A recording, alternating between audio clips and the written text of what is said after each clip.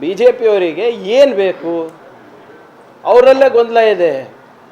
ಧರ್ಮಸ್ಥಳ ಚಲೋ ಯಾರಿಗೋಸ್ಕರ ಮಾಡಿದರು ಸರ್? ಯಾರಿಗೋಸ್ಕರ ಮಾಡಿದರು? ಧರ್ಮಸ್ಥಳಕ್ಕೆ ಅಪಪ್ರಚಾರ ಬರಿತಾ ಇದೆ ಅಂತ ಮಾಡಿದರು.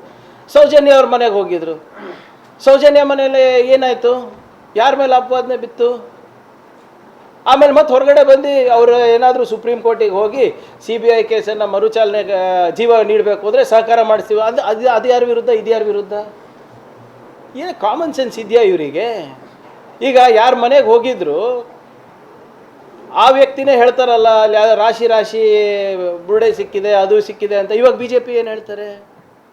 ಧರ್ಮಸ್ಥಳ ಚಲೋ 4 ದಿನ, ಚಾಮುಂಡೇಶ್ವರಿ ಚಲೋ 4 ದಿನ, ಇದು ಮದ್ದೂರು ಚಲೋ 2 ದಿನ, ಮುಗೀತು. ಇಷ್ಟೇನಾ ಇವ್ರದ್ದು?